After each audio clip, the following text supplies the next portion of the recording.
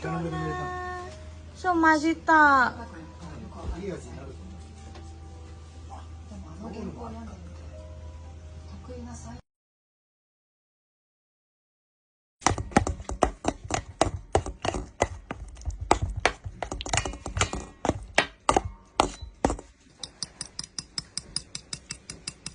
Tapos, ilagay ko yung itlog dyan.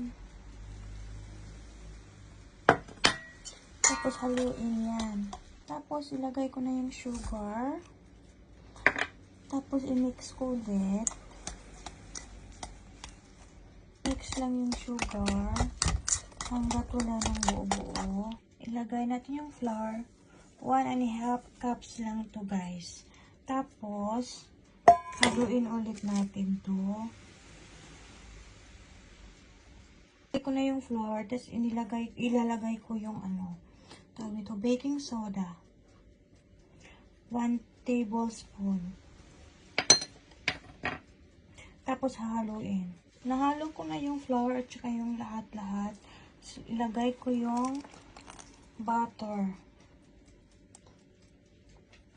Melted butter to guys.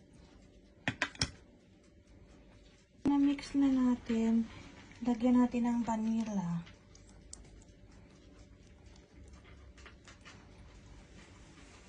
Yan, okay na yan. So, ito na guys, nahalo ko na. I-mix ko na dito yung choco chips para mag-bake na tayo. Ayan. Tapos, i-mix lang natin yan. Tapos, nilagyan ko ng caramel flavor guys na chocolate. Tapos, ganyan, mix lang yan. Mix lang natin. Yan, okay na yan. Ito na siya guys. Ilagay na natin sa lagayan. At ito na siya guys. Nalagay ko na dyan. Lalagyan ko ng almond flakes. Ayan, maglalagay tayo ng almonds.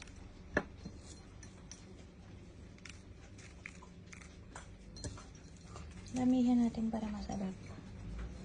Ayan na, nalagay ko na. Ito lang, konti lang ginawa ko eh. Silagay na natin sa oven. Ayan na, nalagay na natin. I-bake natin ng mga 15 minutes. Kasi maliliit eh. Ayan na, tumubo na siya. Galing.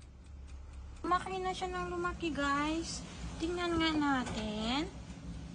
Ito na guys, luto na siya. Ang ganda. Ang ganda. Galing. Oishi. Yum yum.